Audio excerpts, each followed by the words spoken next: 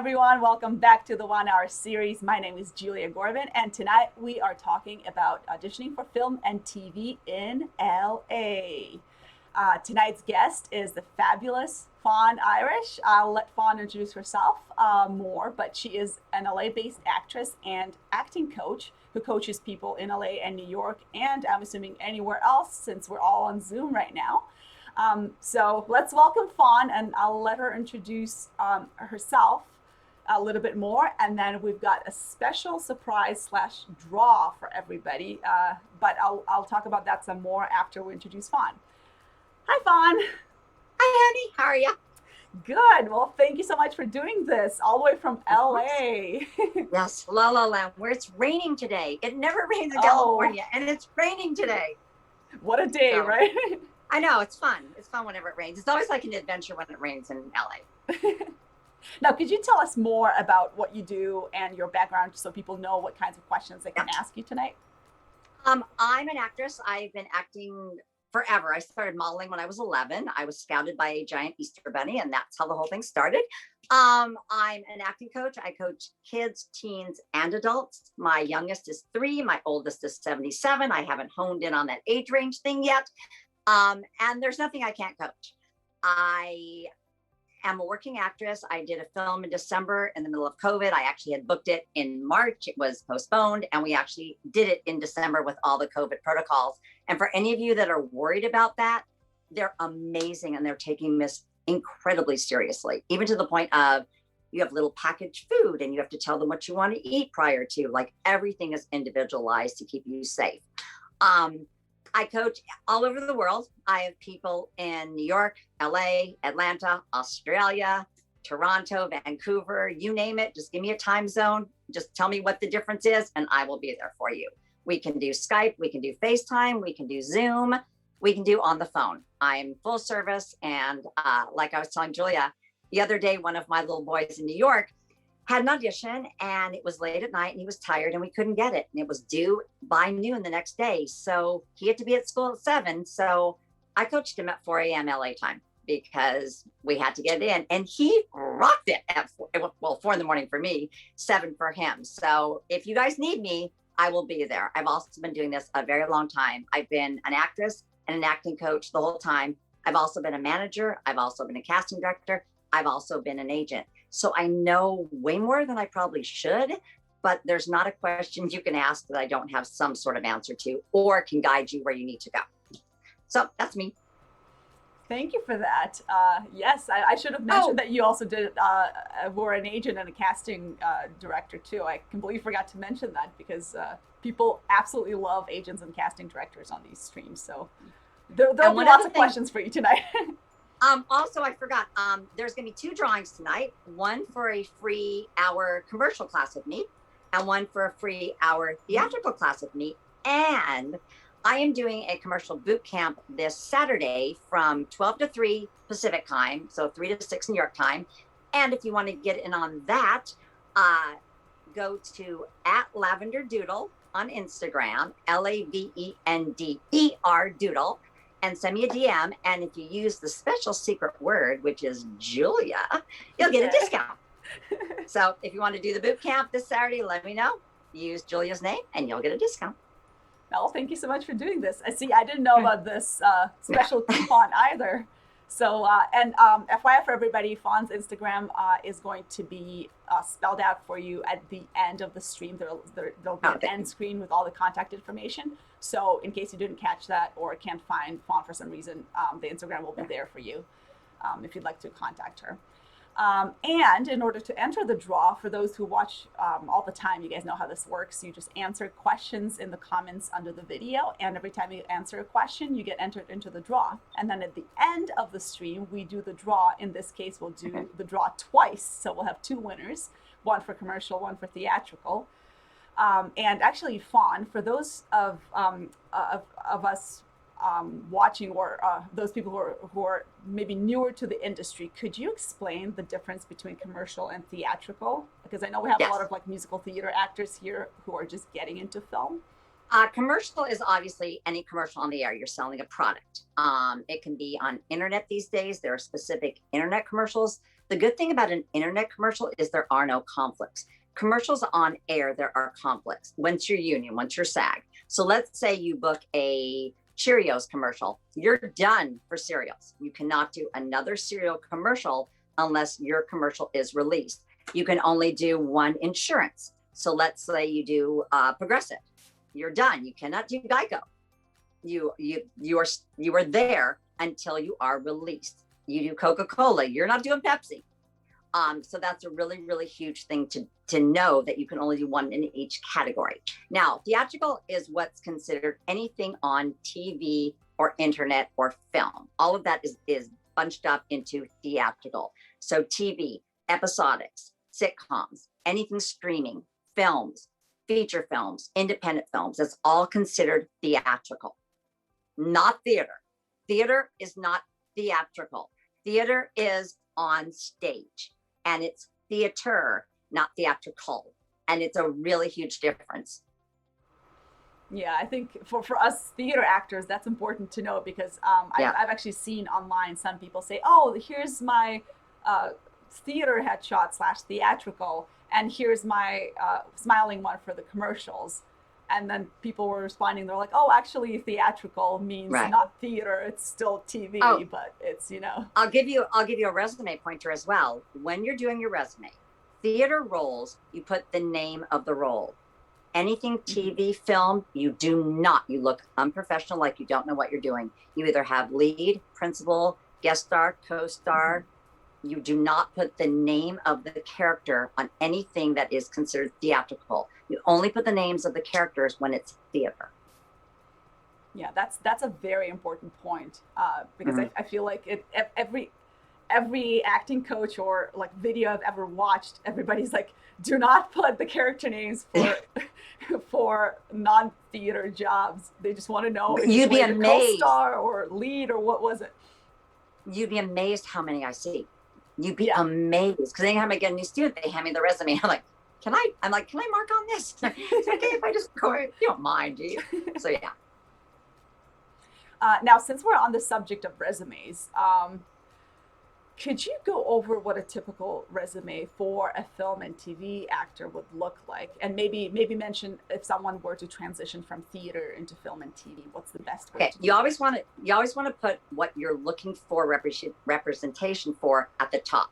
So if you're looking for theater, that's your first category. If you're looking for film and TV, that's your first category. Now, if you have a lot of film and TV credits, you can separate film and TV. If you don't, you put them together to look like you have more. That's the bottom line.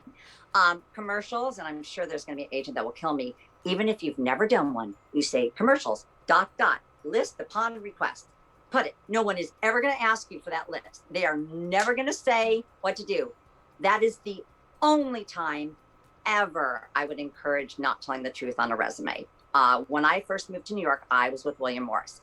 And when I first met my agent, I had a credit, a stage credit of a play I did at UCLA. I'm a UCLA grad. An unknown author. No one had ever heard of this woman. And the agent went, oh my God, she was my college roommate. What role, which role did you play? And if I had made that up, I would have probably been let go from the agency that day. So never, ever, ever lie on a resume, except for commercials listed upon request, because that's fine and everybody does it. But anything else, do not put extra work on your resume. No one wants to see it. Do not put supporting players. The way you want your resume structured is you want the name of the show, co-star, ABC Productions, Fox, NBC. That's how you want it done. Now for film, it's a little different. You want the film, like I was in Shallow Hal. So I have Shallow Hal. I was a lead, or lead supporting is what I think I have. And then I have director, because it was directed by the Fairley brothers, and they're huge. So it's a big thing for me to have on my resume that I was directed by the Fairley brothers. So I have the studio and the director with the film. For TV shows, I just have whatever studio was doing it. NBC, ABC, Fox, Universal, Paramount, whatever. Also, special skills. Only put down things that you can actually go do tomorrow. If you can't ride a horse tomorrow, it is not a special skill. If you cannot ice skate tomorrow, it is not a special skill. If you cannot ride a bike tomorrow, it is not a special skill. And if you cannot speak fluent French tomorrow, it is not a special skill, because you don't get a lot of time in LA. I was telling Julia, I got an audition last night at 6:15, due today by noon. You know, so if I didn't know how to do what they were asking me for, I'm in big trouble. So do not lie in the special skills area. Now, if you've done something a long time, like if you're a dancer and you've danced for 14 years, put it on there. If you're a singer and you've sang for a long time, or you have a gorgeous voice, are you an alto? Are you a soprano? Put it down. Be as specific as you can be to help the people that are looking at your resume. Do not put special skill, works well with kids and animals. That's not a special skill. Hiking is not a special skill. Baking, unless you baked really gourmet things, is not a special skill. So be really leery of them. There's things that you can do and other people can do them. Ping pong is a great one that people don't think of. Ping pong is, they look for people. Dodgeball even. You know, really think hard, what can you do, and put it on there. Thank you for that. I love specific answers to specific questions. That actually leads me to ask our first question for the draw. Okay. And the first question will be, for those of you watching, do you have any special skills? Which special skills would you put on your resume? If you have a lot of them, feel free to just let us know a couple. I just want to see what people put down, and maybe we could read out a few and see what Fawn says, if there are special skills or not so special. So let us know and you'll get entered into the draw. I probably shouldn't tell you this, but I will. I'm clairaudient, which is clairvoyant, psychic, I hear. And so I go out for a lot of psychic roles, and I have my psychic picture. And I book a lot of them because they know I'm not going to make it hocusy pocusy, ridiculously stupid, because I'm just going to talk normal and not be weird. I've actually gone in and they've been, please don't be weird. And I'm like, no, I'm not, I can do this. I also do Tai Chi, which I almost booked a role on Parks and Rec because I did Tai Chi, because they were looking specifically for people with long hair that could do Tai Chi. What else is on my special skills? What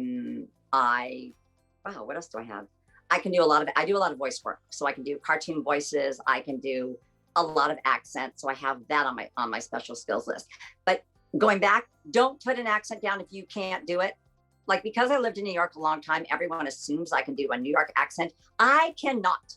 Let me be clear. I cannot do a New York accent. And when I lived there, people called me Fawn. No, it's Fawn. So that's about the extent of my New York accent. So I'm trying to think what else is on my special skills list. I haven't looked at it in a long time. Oh, Pilates. I'm a huge Pilates girl. I do it almost every day. So that's on my special skills. But because of that, people assume I do yoga. I do not do yoga because I have too many ballet injuries to do yoga. I do Pilates. So I'm very specific. If my agent calls me up and goes, oh, I submitted you for this, it's the same, right? I'm like, no, it's not the same. It's very different. So be as specific as you can. All right. And we're getting some answers here from the audience, and you guys are answering questions. You'll get entered into the draw every time you answer a question.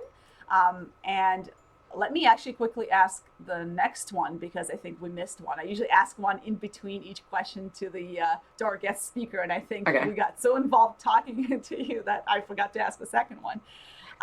But since we're talking about film and TV, I believe I asked this question multiple times before, but if you guys who are watching could be in any show, TV show, or film, which show or film would it be? Let us know in comments and you'll get entered into the draw.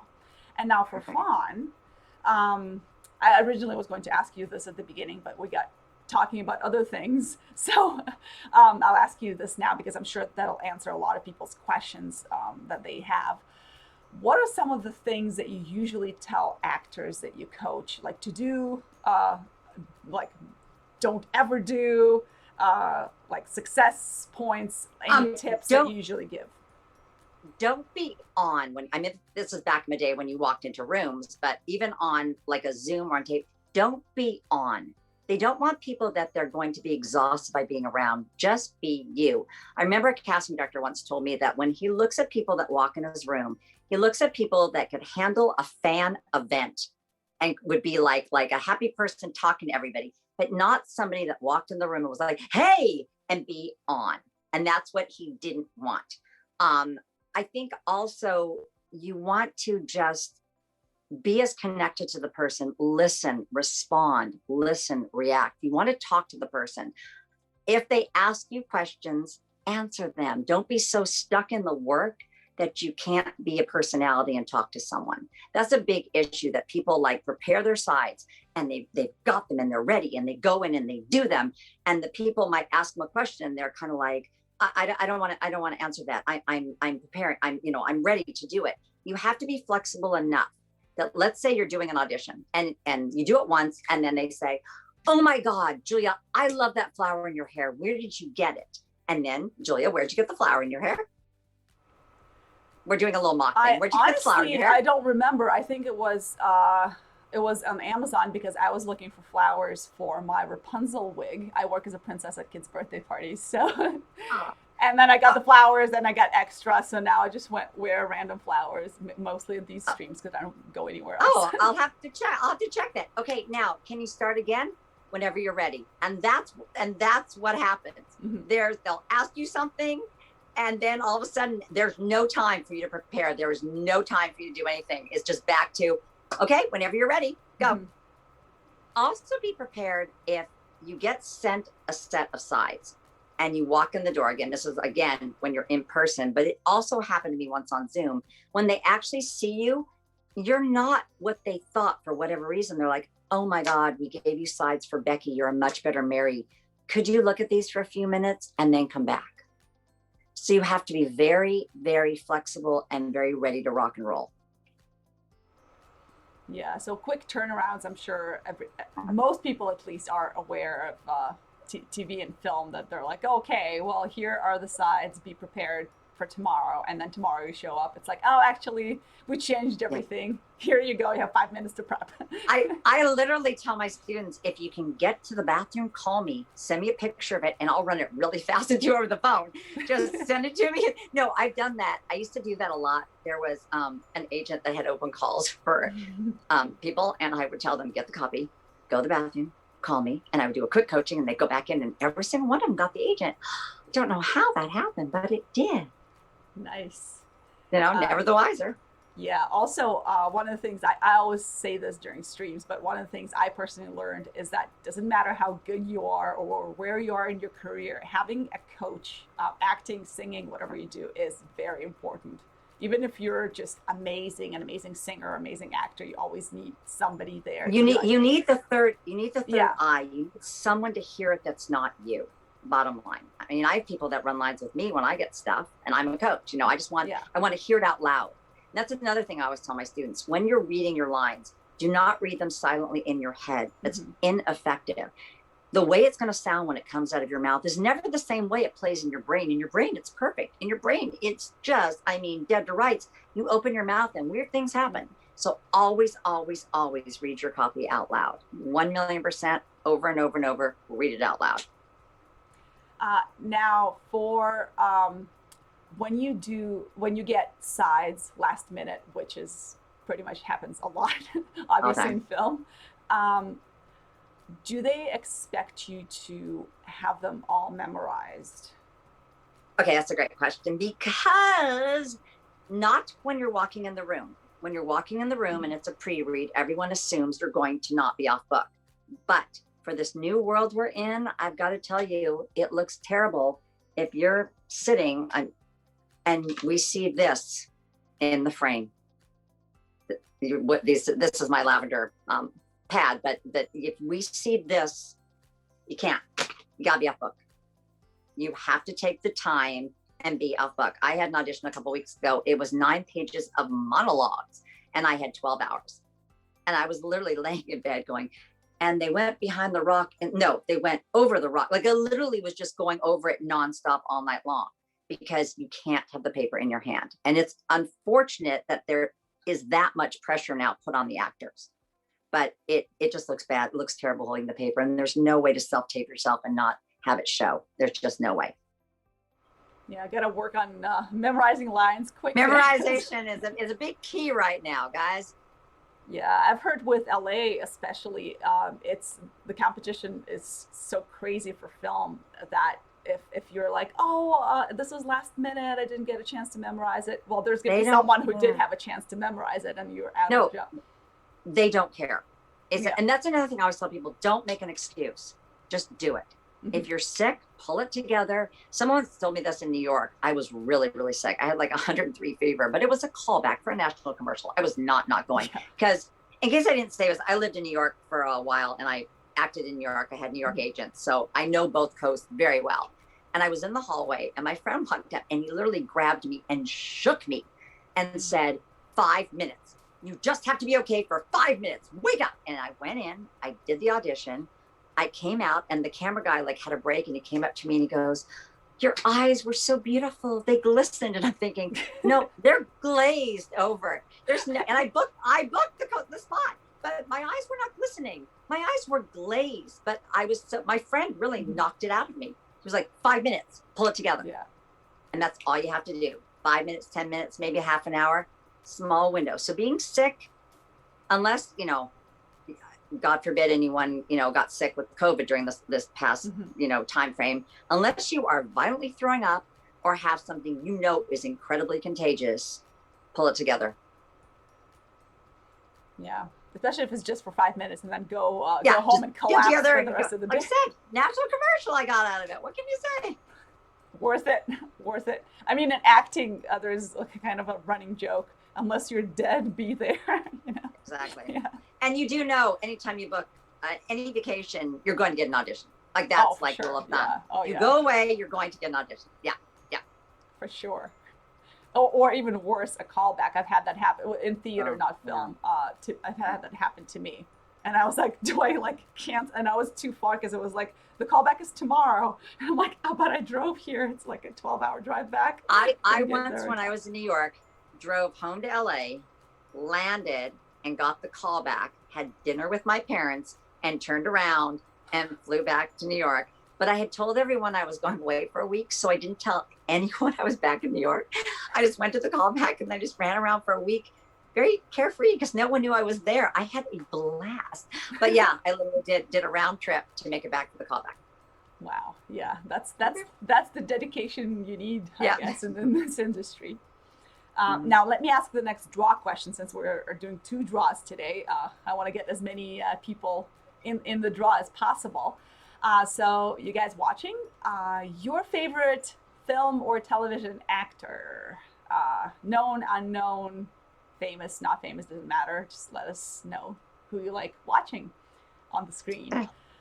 And for Fawn, since we started talking about New York and LA, could you talk about some differences between New York and LA, including the headshots, the audition processes, anything you can mention regarding the differences? The main differences I notice is the headshots. In LA, you have to have a picture for everything you're going in for. I have a waitress picture. Like I said, I have a psychic picture. I have a hooker picture. I have a homeless picture. I have a, the working mom. I have the down and out mom that's got too many kids and too many jobs. I've got the hippie. I've got the hippier hippie. I mean, I literally, there's not a single, I've got the nurse, I have everything you could possibly name because casting directors can only see what you bring to the table. And sometimes they have great visualization skills and other times they do not. Years ago, I had an audition. It was a horrible thing that they were trying to do that they did not do. They were trying to age a girl from 14 to 25. This is when I was in early 20s and do an anorexic campaign because they wanted to show, and I have a very long face. I'm very thin and big eyes. And I remember my agent saying, you need to go. And this was in New York, going to Gray Advertising, which is a huge advertising agency. And they told me to go wearing a gray sweatshirt and no makeup, my hair in a ponytail. And my first thought was, I'm going to look horrid going into that, amazing place. And they said, unless they see it, they won't hire you. And that's always stuck in my brain. So they can only see what you allow them to see. So in LA, it's very, very, very prevalent to have all the different roles you can play. In New York, it seems to be more, you have your commercial shop that has teeth and your theatrical shop that does not have teeth. Now, people are very serious about this theatrical shop not having teeth. When I was a manager, my boss literally did not take a girl because she had a smiling teeth shop. And years later, he took her and he asked me, he goes, why did I not take her? And I'm like, you really want me to remind you of this? She was showing teeth. And he's like, I never would have done that. And I'm like, oh, but you did. So in New York, it's much more commercial versus theatrical. LA, it's every single thing you could ever imagine playing. I tell every guy I coach that's over 40 to get a priest picture. And no joke, I have had 10 priest bookings from my boys because I tell all of them, you need to be, one of my guys booked Ozarks, the priest, like he's done like 10 priests, my guy in Atlanta. So yeah. Yeah, it's the one thing I'm glad that I'm going to be, at least for now, in New York, is that I don't have to pay for like 30 different headshots. Although it's kind they of have fun, headshot photographers here that will literally do like a the half different day looks, rate. yeah. And they'll do as many as you can fit into 2 hours or 4 hours. No, they work with you. It's not that crazy, Megan. They will work with you. Yeah. But I don't know, at least for me, every time I get a headshot session, I'm like, oh, I don't like this, I don't like that, and then I feel like I need like 500 pictures of each look to just pick the one I like, and so I'm like, oh, this is going to be a 10-hour session for 25 looks. So I gotta save up some money for that. All right, well, actually, I just want to give a shout out to Katie, who says one of her special skills is clapping with one hand. I want to see what that looks like. That's so nice, cool. Katie. That would be one that on your resume they would pull focus on and go, can you do that for me? So that's a great special skill. It's really there. Yep, that's a great one. I like that. Yeah, definitely a conversation starter right there. Mm-hmm. Yeah. And Barry is here. For those who are watching, Barry Kolker is an agent from New York, and he was on one of our streams a couple of weeks ago. So if you're interested in seeing an agent stream, Barry, to this page, and the video with Barry is one of the latest ones, so you can watch all the videos there. One of the best agents ever and hardest working, I might add. He's amazing. Just putting in a personal plug, and he's not my agent. So I can say this with absolute authorities. I'm not talking about because he's mine. He is the best. I just love him to death. Yeah, Barry is amazing. and he is here, and he actually has a few questions for you, which I think we can all benefit from. Okay. And then maybe you could address this from the actor's point of view and the coach's point of view, because I think for Barry, he meant what your experience was coach-wise. But before I ask you that question, let me ask the next draw question. For those of you watching, here's the next question for the draw. Are you primarily a film or a theater actor? And maybe if you do voiceovers, let us know. I would love to know who's watching tonight. And now Barry's question was, what do you enjoy about teaching virtually as opposed to in person during the pandemic? How did you adapt, and what were the challenges? And if you can address that from the point of view of being an actress who has to submit auditions and a coach, that'd be amazing. As a coach, it's opened up my world. I mean, I have all these amazing people in New York now that I never would have had before. And I can do any time of day, whenever it works. Like I said, the 4 a.m. was fun, because you can make it work. The challenges are the technical difficulties. If their Zoom goes down, if my internet goes down, if, I can't see them or they can't hear me, there's a lot of technical difficulties. That's really the only adjustment I've had to make. I've been coaching people all over the world for a long time. Now I have like a lot more people like on a regular basis, but I've always coached people. Like if someone booked a job in Vancouver or somewhere, I would run lines with them before they shot their film. So I've always done phone coaching. I've always coached people because I have a really good ear. I don't need to see you to know if you're off. I don't need to see you to know if you're giving me exactly what I need to be given. So for me, it was just an extension of that. Right now during the pandemic, I still coach half of my people just by phone. Like I let people decide what they want. If you want Zoom, we do Zoom. If you want FaceTime, you do FaceTime. If you want phone, we do phone. It doesn't matter to me. So the adaptation hasn't been that much because I was always doing that. It's more the technical things. From the acting point of view, self-tapes are fun, especially if you live by yourself and you don't have anyone here to help you. It's a good time. The audition I had this morning, this is what they wanted me to do. They wanted me to start off as I was walking through a busy office, talking to someone as the camera was moving, noticing all these people coming at me, throwing things. Then I was supposed to sit at my desk, throw a piece of paper at someone, and then throw my hands up, march into the broadcasting room and tell them what I wanted, all in my little 750 square foot apartment in LA. Well, that's really not effectively going to happen because I don't even have, there's no one to hold the camera. So I just did the best I could and went with it. And this is what I tell people. You can only do what you can do. And being crazy worried about, oh, I need the backdrop and oh, I need this and oh, I need that. I don't think it makes a difference as long as you don't have things that are distracting behind you, like you don't have a geometric print or something like that. I tell people, don't wear beige in front of a white wall. Don't, try and wear bright colors, wear things that will get you noticed. Now, the hardest thing are the Zoom auditions, and you have an appointment at 3:15. So I sit down at 3:15. I can't move. I can't go anywhere because my Zoom is coming. At 3:45, my Zoom has still not come. At 4 o'clock, my Zoom has still not come. You can't move. You can't go anywhere because the minute you do, they're going to show up and go, where are you? So that is so much more stressful to me than physically going somewhere and being in a room, because you don't know when they're going to pop on. And if it's a heavy scene or an involved scene that you want to be somewhat in the right headspace, it's very, very, very challenging. And that would be the biggest thing for me with the audition part of it. Yeah, we've had those questions on our previous streams, and people were saying similar things. They were like, okay, Yeah. while even self tapes are great because you can tape as many times as you want, but then the video auditions and Zoom auditions are just like way more stressful. They're hard because you also have to worry about your internet connection. You're like, what if it cuts out mid scene? Oh, like, and also for some weird reason, I don't have the same in New York. Almost every audition wants a full body shot.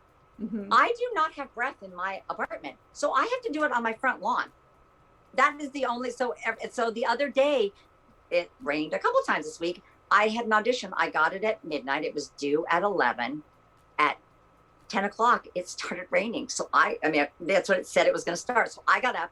I'm out there at 9. I'm starting to do it. And the rain starts, flying down on me. So I literally looked up and went, oop, it's raining, and ran in the house. And I was like, I hope they like that full body because I'm not taking another one. So this is the biggest takeaway I'll tell you, everybody, for where we are right now in this time period.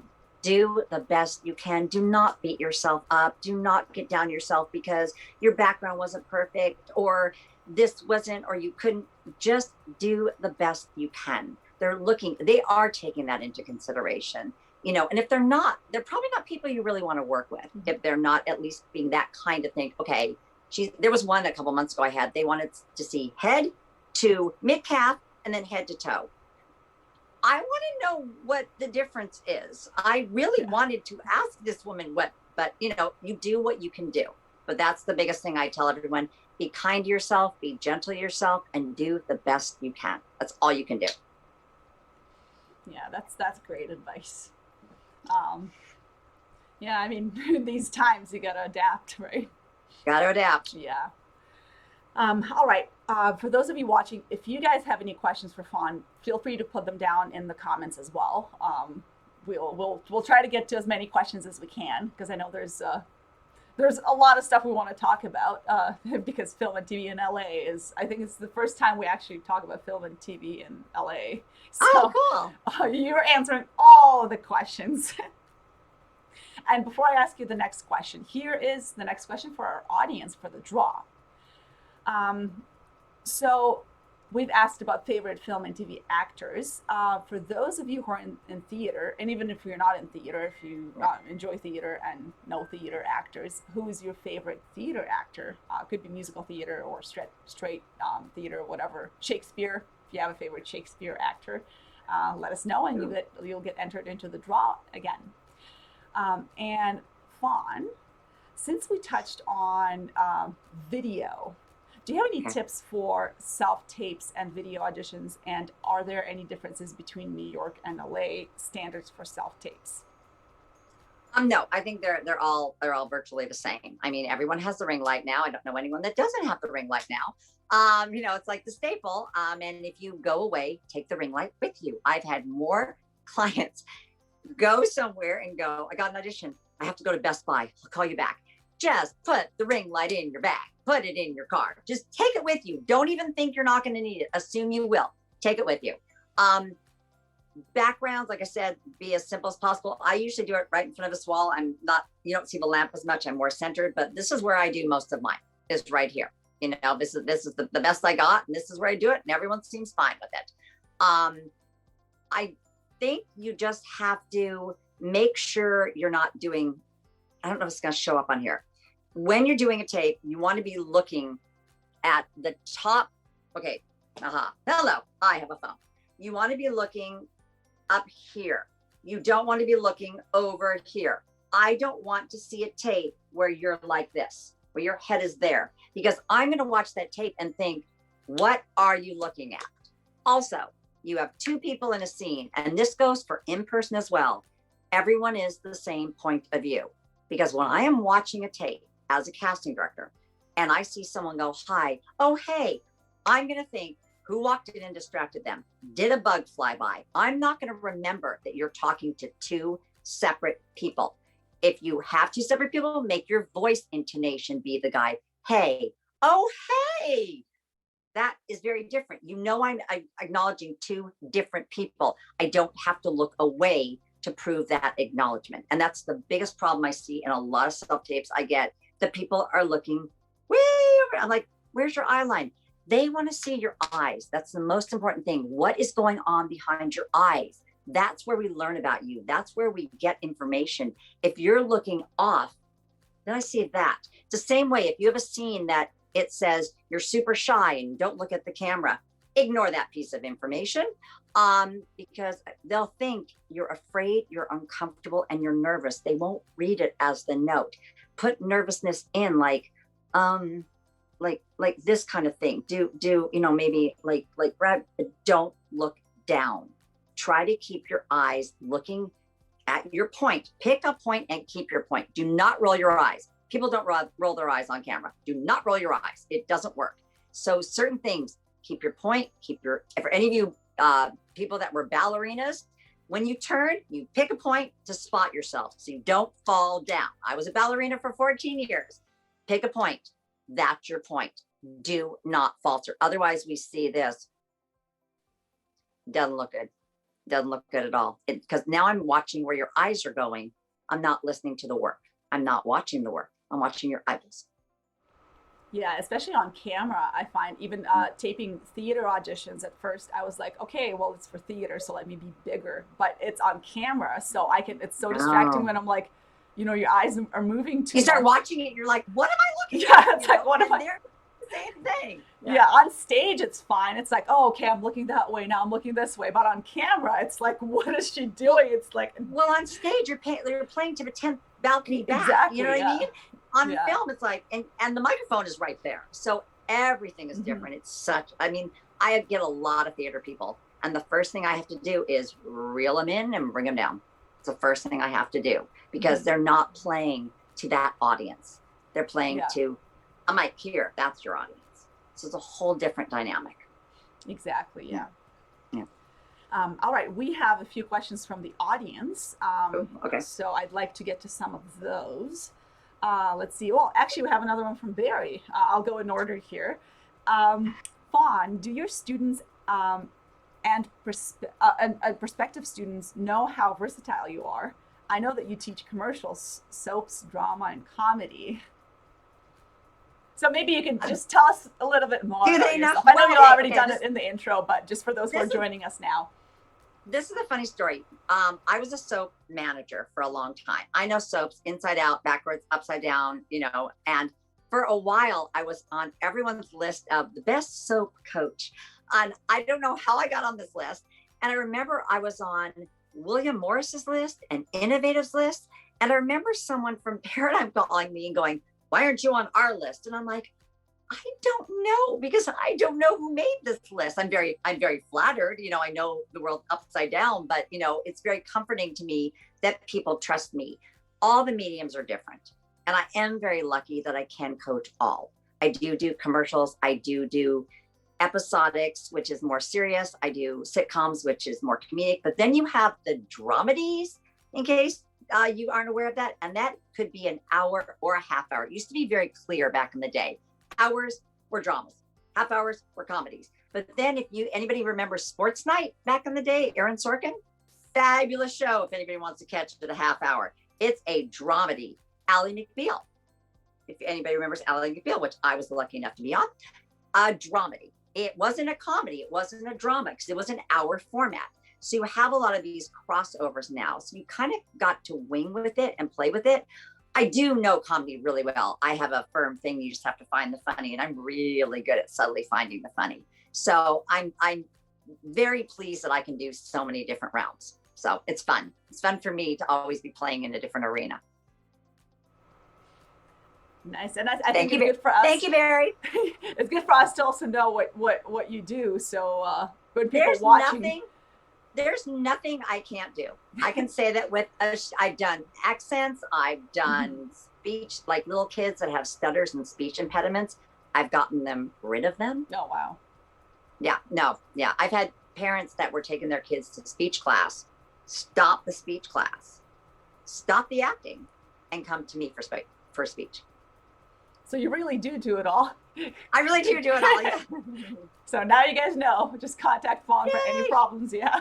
Yeah, really. One of the casting directors, who I won't remember his name. I won't mention his name. He'd be embarrassed. But it was 1-800 Phone. That's funny. Actually, I missed a question from the audience. I apologize. Okay. And I apologize also if I mess up anyone's names. I am terrible at pronouncing people's names. So I believe it's Niling asked, what are some tips It's Nalling. It's Nalling. Nalling. Oh, almost. I got half of it right. Nalling asked, what are some tips for being comfortable in headshots? This was back when we were discussing headshots. I just somehow missed the question. Really decide you're going to go have fun. Decide it's going to be playtime. Decide it's going to be dress up time, and just go with it. You know, like if you're in LA and you have to do the different, you know, the policeman, the fireman, the prom queen, the whatever option you're doing, play dress up, have fun, relax. If you don't know how to do pictures, if you're not good at it, if it's your first time, practice. And I don't mean practice with selfies. That will not get you anywhere. Ask someone to hold the camera. Don't worry about your best side, your best look, your best this, your best that. Think about an easy, relaxed smile and your eyes open and bright. That's really all you need to think about, because we're looking at the picture. We're looking at it going, do I want to know her? Do I want to bring her in and meet her? Years ago, I was brought in for Desperate Housewives, if you remember that show. Most of you will. And this is what the casting director said to me, and I wish I was making it up. He goes, Fawn, your picture has come across my desk 25 times. And every time it does, I've thought you have the most interesting face I've ever seen. So I decided to bring you in. And all I could think of was 25 times? Really? 25 times? But he remembered me. My pictures were making an impact because he looked at them and thought, I want to someday, because it was a long time, meet this girl.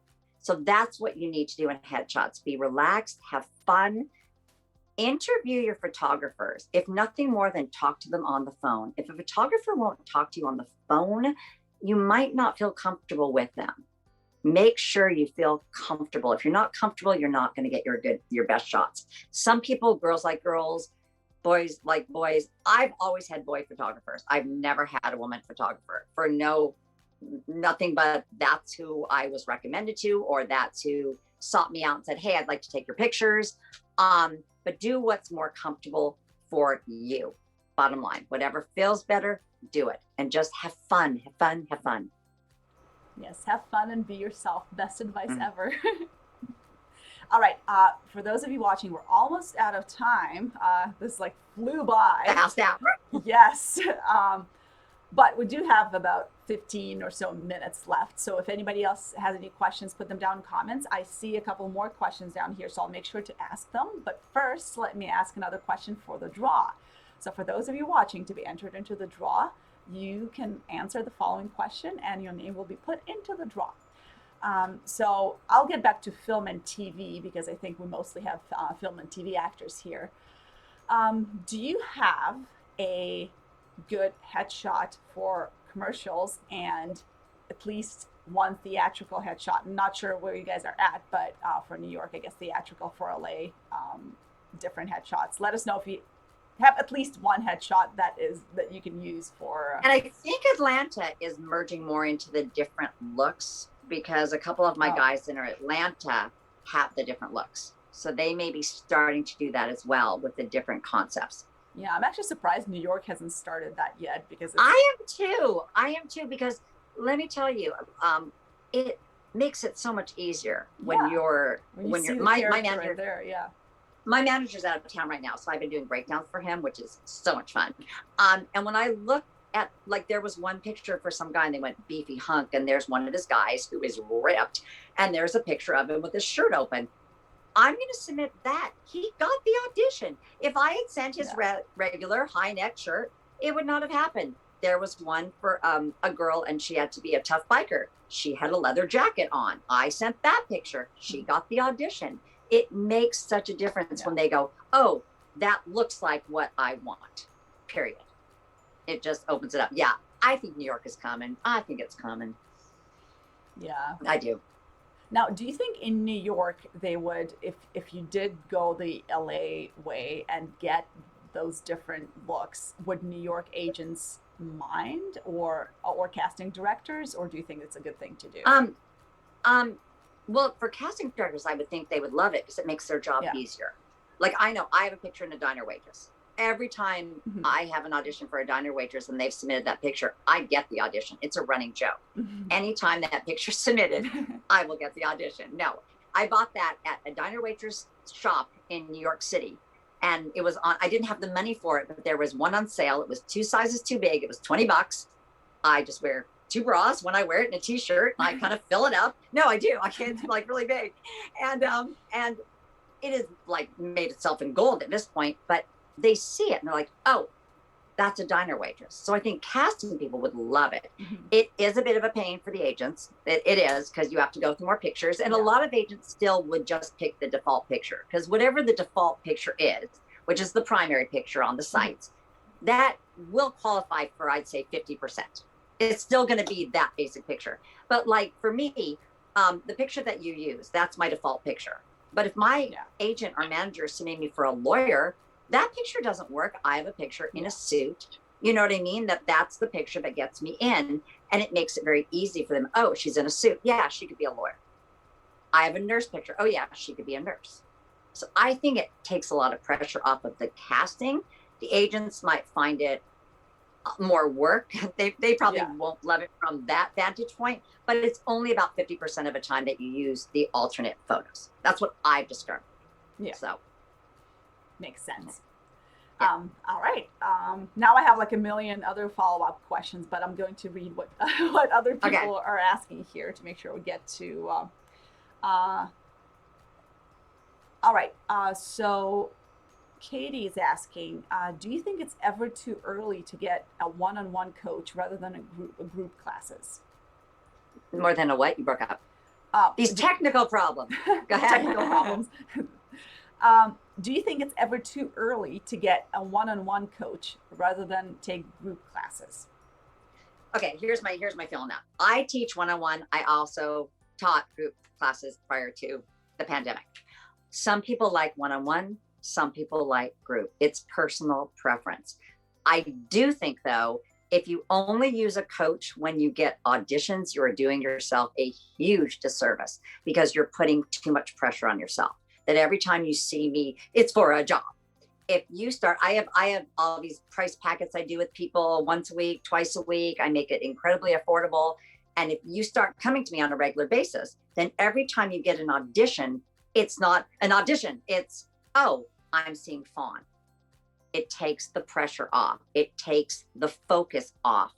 The people that coach with me on a regular basis book 10 times more than the people that only come to me when they have an audition. Unless you have so many auditions that you're coming to me 3 times a week. And I do have some people that are like that. And if that's the case, you know, I had one girl who used to have so many auditions that I literally would tell her, just pay me what you have in your wallet.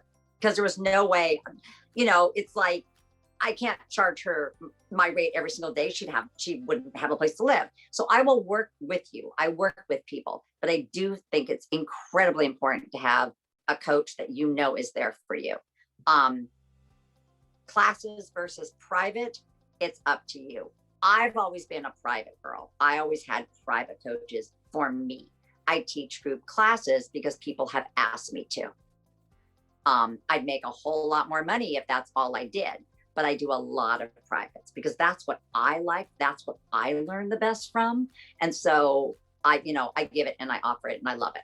So that's my answer on that. Whatever feels better for you, Katie, do that, but do something. Acting is a muscle. It must be exercised. If you're spending money going to the gym and you're spending money getting your hair done, but you're not spending money making sure your craft is on point, you're not doing your job. Your job is to make sure every part of you is ready. So you must either be in class or do private coaching. You need to do something to keep those muscles flexed. Period. No exception. Yeah, that's a good thing for people to remember.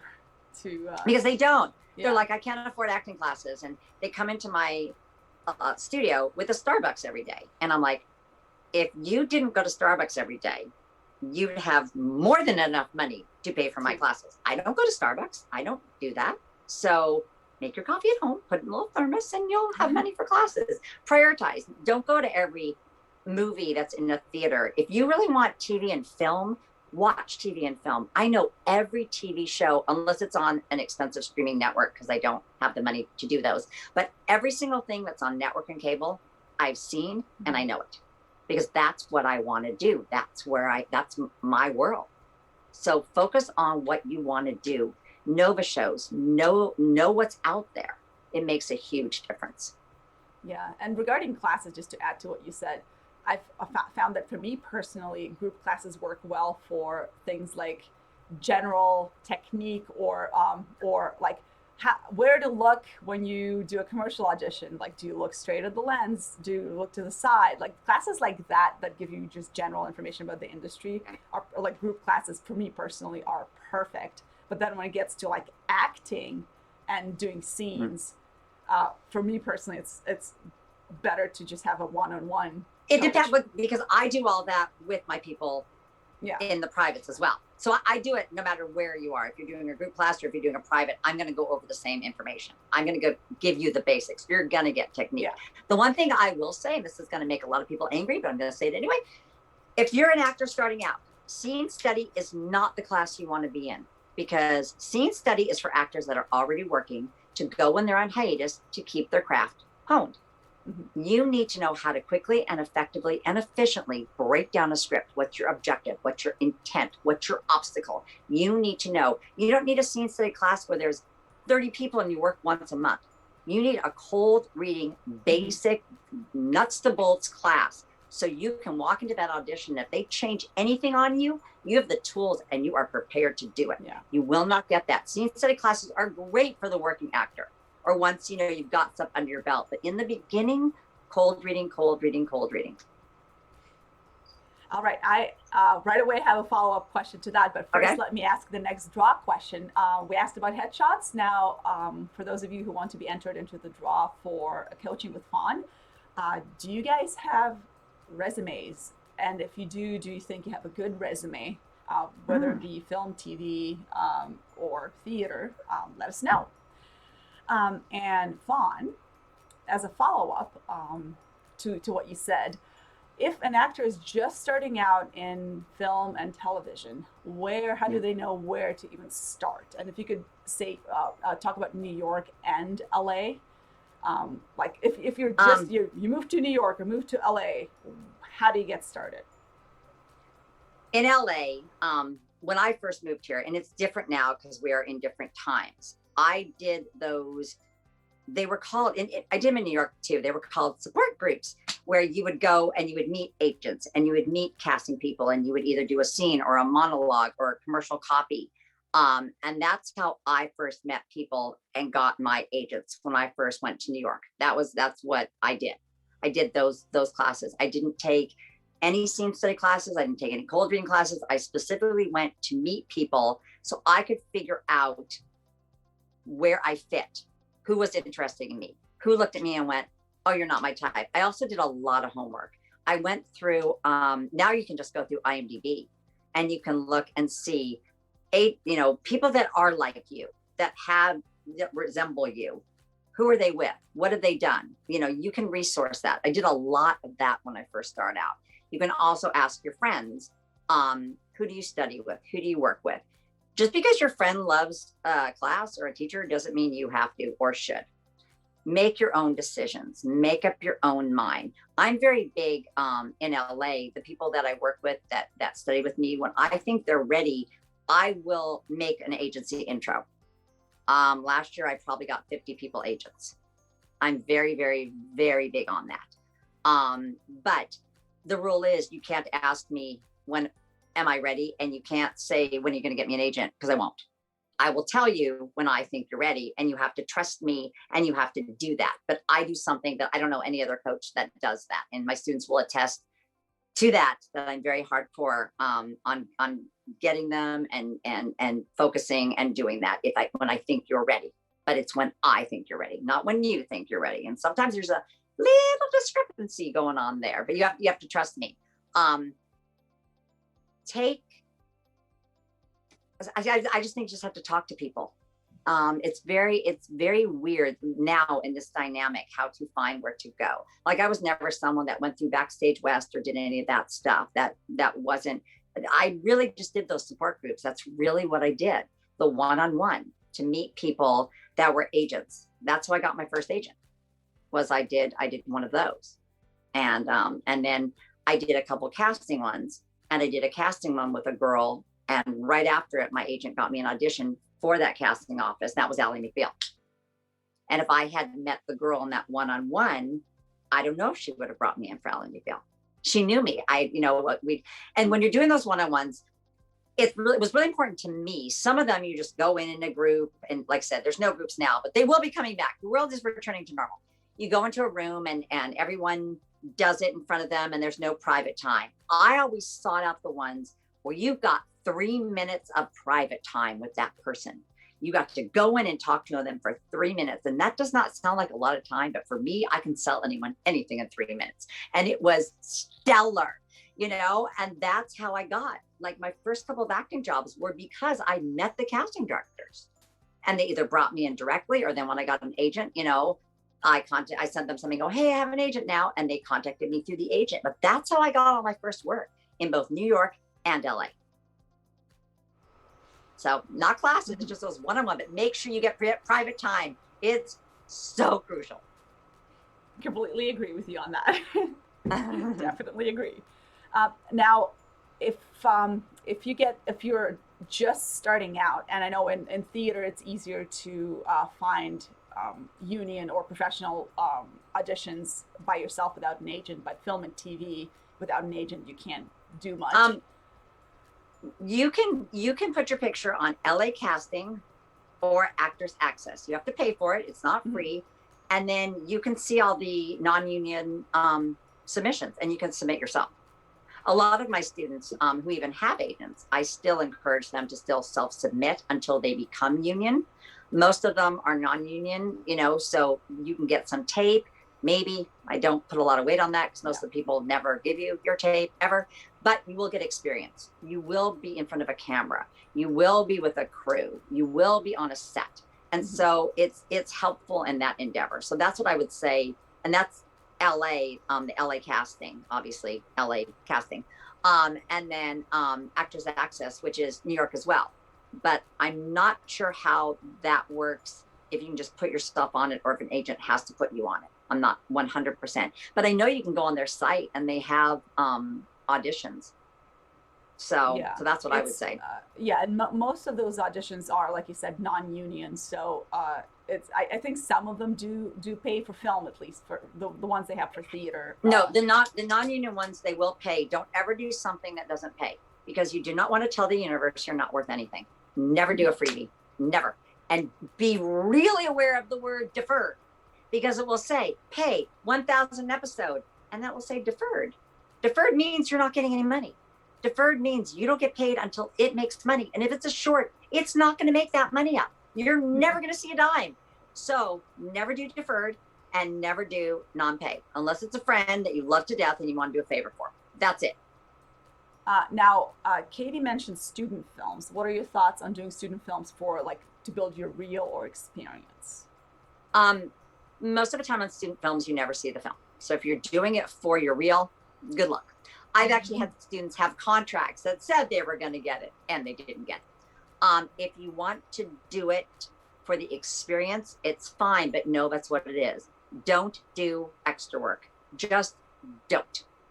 When I was in New York, I remember I was on a soap opera, and I remember I was a principal, and I remember the director saying, and I've never forgotten this, the nothings can come on now. And those were the extras. So the firm belief that once an extra, always an extra is not lost. If you want to do extra work once in each medium to see what it's like, that's okay. Do one film, do one commercial, do one episodic, do one sitcom, then you're done. It's very easy to get pulled into that world. I never was.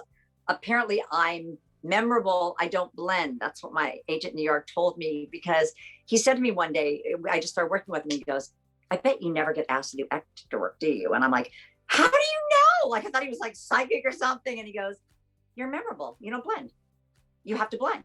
And I went, oh. He goes, you'll upstage the principals. The camera will zoom to you. So I did it once in all the mediums. And that was the end of it. I did it so I would know cameras and I would know what they expected and what it was like on the set. But after that, I would say, no, don't. I have firm views on that one. Yeah, there are always actors who say, oh, you could do background work and become a star, like that one guy who became a star. It's like playing the lottery. Well, here's the thing. If they know that they can get you to be an extra, why would they pay you to be a principal when they have to have 50 extras? They have to have them. Why would they upgrade you when now they have to find someone else that doesn't really want to do it? So own what you are. Own what you are. Make yourself worthy. That's why I say don't work for nothing. Make yourself worthy. Mm-hmm. All right, so we are pretty much out of time, but let me ask this last question from Irina, because I did have it on my screen for a while now. Irina, we will have more agents on these streams, hopefully. And we did have a couple of agents that might have, I think, answered this question, but I'm not sure. So I'm going to ask Fawn. Irina is asking, is it okay to change your agent? And I guess how do you know when it's time to move on? Okay, you have to give your agent time. I hear that's a lot from people saying, my agent's not working for me. They're not submitting you. They're not submitting me. You don't know that. I mean, I'm doing breakdown for my manager. I think I submitted one guy last week 50 times. We didn't get a bite. For what reasons? I don't know. He's drop dead gorgeous. You know, we did not get one single bite. Now, are things behind schedule because of COVID? I don't know. Did they change the specs? Because sometimes, originally it's a white girl and then all of a sudden it's like, no, we're going to go ethnic. It happens. It happens all the time. But you don't know how hard your agent is working for you. And let me be really clear. Your agent is busting their butt for you because they would not have you if they weren't. They're not going to keep you to shelve you. Okay, that's not their job. They don't make any money unless you get work. They don't make any money unless you book a job.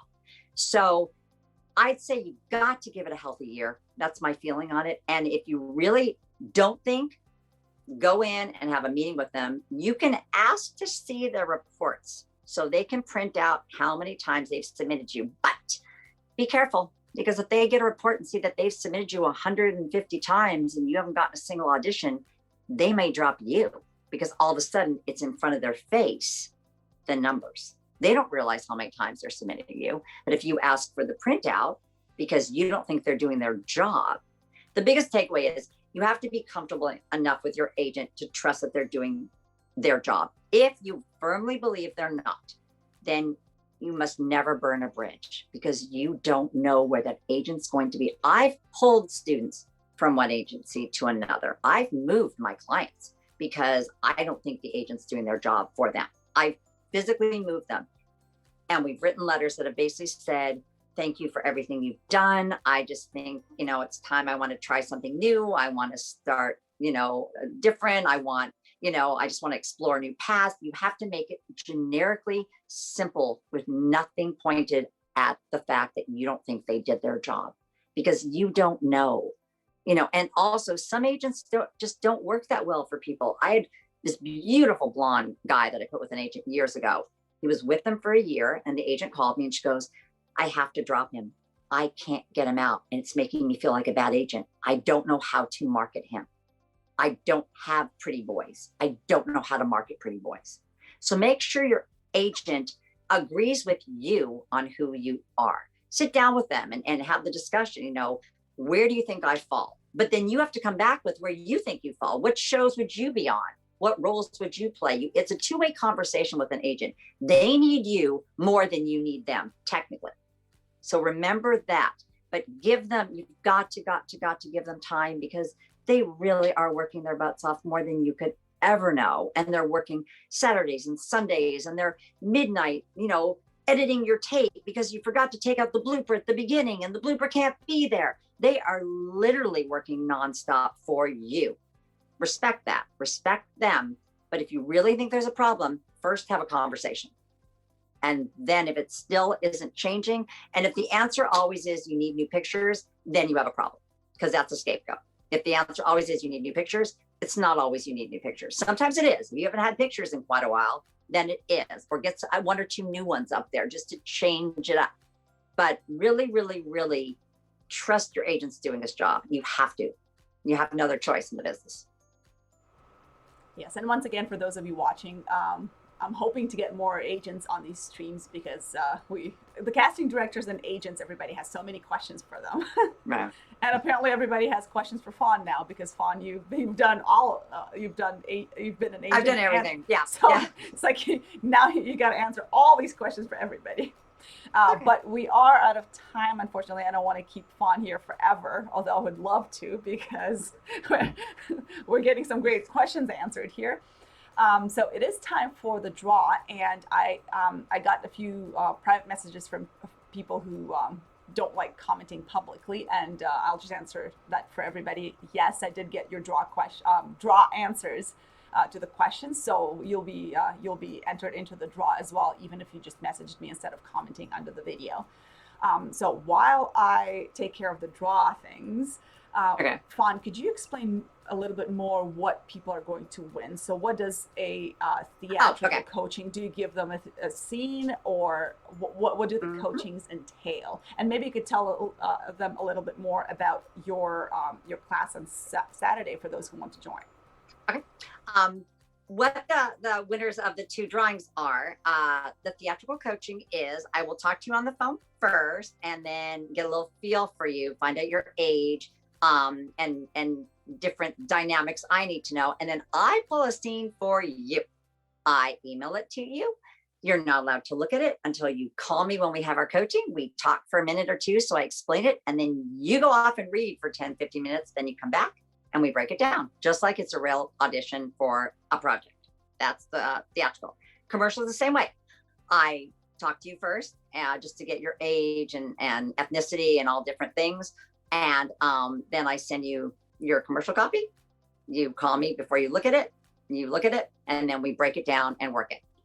My class this Saturday is everything you could ever want to know about commercial copy. We do commercials. We do a little bit of improv stuff. We also do what is called personality, because a lot of commercial auditions these days are personality. They ask you a question, and if you do not know how to answer the question correctly, you are not going to get called back. It's just that simple. The personality questions are, do I want to spend an hour, a day, a week, a month with this person?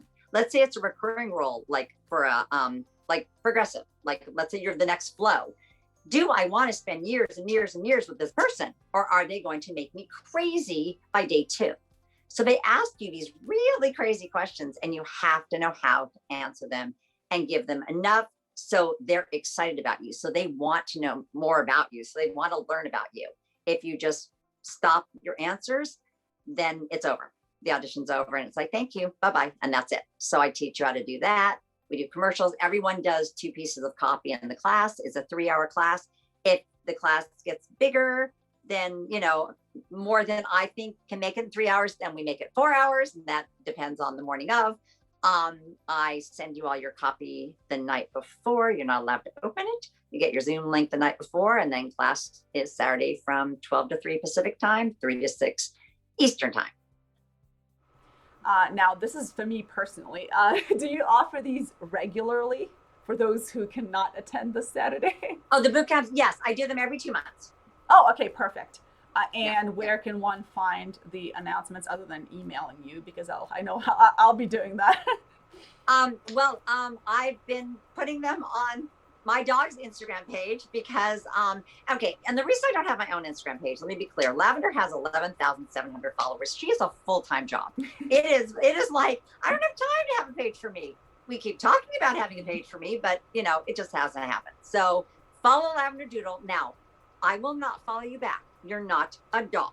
I have to be very clear. I don't follow people back. You can attest to it. Barry can attest to it. I don't follow people. But I do go on your page, and I like your posts, and I say comments, lots of comments. And I look at your stories, and I comment, and I talk. So I'm very, you know, I react to all your stuff. I just, you know, you're not a dog. But if you have a dog account, you have a dog, then I will follow you. But that's how you can find me, is at Lavender Doodle on Instagram. I can get my phone number. I don't really care if you want me to do that. I mean, you guys also can message if you can't find Fawn, or if you don't have Instagram, you can also message my page here, the one you're watching on Facebook, and I can always put you in touch with Fawn. You want me to give my email? Sure, yes. If you can spell it out, I guess it's pretty easy actually. So go ahead. It's pretty easy. My email is irishlegs7. So it's IRI, S as in Sam, H as in Henry, L as in love, E, G as in George, S as in Sam, the number 7 at, no abuse here, people, AOL.com, because I am sticking true to my roots. And if any of you know who Carrie Russell is, the girl that was Felicity, she was on Jimmy Kimmel, and he asked her something about her, you know, emails, and she said, yeah, I'm on AOL. And I was like, score, I have the same email as Felicity. Yes. So irishlegs7 at AOL.com, and put in the subject line that you saw me here on Julia's lovely event. Okay, and before we do the draw, because we're ready for that, could you once again mention the promotion or the coupon code? The coupon code. Yes, if you email me or DM me on Instagram and use the word Julia, such a pretty name, then you get a little special bonus. All right, so hope you guys are going to do that if you're interested in attending. And I figured you couldn't forget the promo name because it's our beautiful hostess. So that's why I picked Julia. I was trying to think of a good one. I'm like, that'll work. Oh, thank you. Makes me feel so good. All right, so I'm not going to keep you on any longer because I keep saying, okay, we're done, and then, so Fawn, one more thing. That's okay, I'm good. All right, so for the draw, we've got a whole mix of people here, and I've done it a little bit differently this time because we're drawing 2 names. Okay. So could you pick a number from 1 to 96? 7. Number 7. Scrolling up to number 7 is Irina Tokarczuk. Congratulations, Irina. Now, do people get to, I should have probably mentioned this before the draw, but do people get to pick whether they do commercial or theatrical? They can. Yeah, okay. They can. Okay. Yes. Because I totally did not I say thought which about one this that was too. for. Yeah, they can pick. Yes.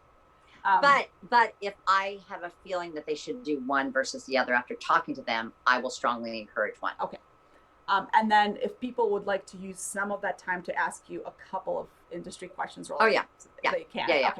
Okay. You can do anything in that hour time. You can ask me anything you want. Trust me, half of my coachings these days are that, how do you do Zoom? How do you do this? How do you do that? Because there's so much going on in the world right now that it's all new. I mean, we're all kind of like feeling as we go, but there's a lot going on. And like I said before, just gentle on yourselves. Do not beat yourselves up because you don't have a blue wall. Don't, it doesn't matter. Do the acting, show your performance, show your life. That's what counts. That's what really, really, really matters. I can't stress that more emphatically.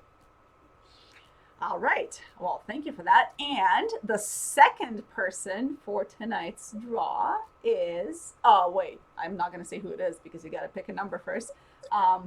Okay, so I'm not going to spend time removing Irina's name. So hopefully we don't get her again. I'm not going to pick a different name. I'll ask you for another number. So what's another number from 1 to 96?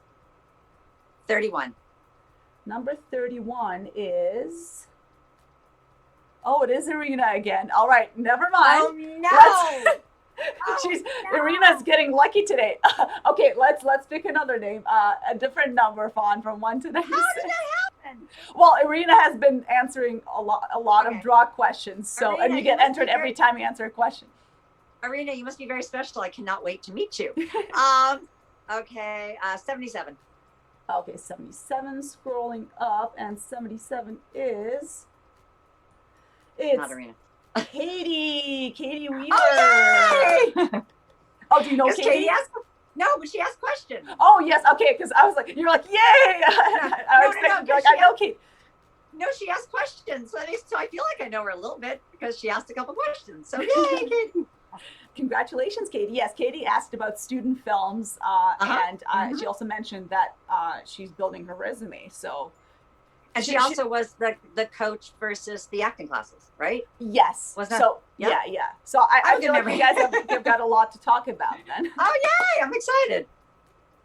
All right. So Katie and Irina watches these all the time. So she has actually won our last stream or the one before as well, I think. So a pointer for those who watch, if you guys answer the draw questions, you get entered into the draw every time. And so obviously the more you get entered, the higher the chance that you win. So if you'd like to keep watching these, we do them more than twice a week now. I think on Thursday night, New York time, we're doing a stream with a musical director, conductor, and he's many things from Australia. So if you guys would like to tune in, if you're into musicals, yes, he actually is doing Phantom of the Opera in Australia right now, and Cinderella and a bunch of other projects because Australia, of course, is open. There's no COVID in Australia. I'm like, one of the questions I'm going to ask him is, how can I move to Australia? Hold on. I don't know if that's true because I heard yesterday when I was watching the French Open that part of Australia went into lockdown again. Oh, really? I heard this last night on the French Open. I thought they were total, like New Zealand and Australia were just no COVID there. No, I heard something weird yesterday. The commentators were saying that, and I didn't verify. I didn't have time, but yeah. So I don't know. Jeez, I hope not. I hope not too. I know. Wow. Just when I'm about to move to Australia to do theater. Come on. But anyway, for those of you watching, we you can follow this page or check this page every now and then. We have different people on here, coaches, acting agents, talent managers, casting directors, music directors, everyone you can think of. Oh, we're having a composer. Paul Gordon, the composer, is coming on the stream on Sunday. So on this page, I actually just posted a bunch of these new streams. So check it out and hope you can join us again. I'd like to thank you very, very much for letting me play with you today. That was so much fun. I hope I answered all of your questions, people in the outer realms that were asking. If you need any more information or need me for anything, like I said, at Lavender Doodle or IrishLake7 at AOL, I'd be happy to answer anything. If you just want to ask me a question or need some information, let me know what I can do for you. Yes, thank you for that. And now that we've had you on the stream, I feel like we'll need more film and TV people on the streams, because now I personally have a million follow-up questions, and I'm sure a lot of people do too. So it's like, at first I was like, it's never ending. Exactly. Mm-hmm. And even with theater, we've had so many theater people on these streams, and every time there's new questions that keep coming up. It's like literally never ending. But yes, for those who won, Irina and Katie, congratulations again, and make sure to message this page. Irina, we've talked before, so I'll just message you again, and I'll put you in touch with Fawn. I will just need your email addresses, and I'll group message everyone. Hook me up, we'll go girl. From there. Yeah, I'll hook you. All right. Well, congratulations again. I'm just checking the comments again. Okay, Irina and Katie are both here. Just want to make sure both our prize winners are here to claim the prize. Cool.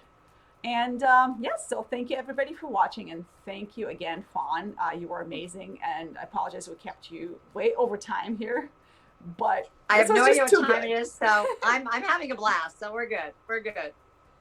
All right. Well, thank you everybody again, and hopefully we'll see you on Thursday night for some Australian theater. Good night, everyone.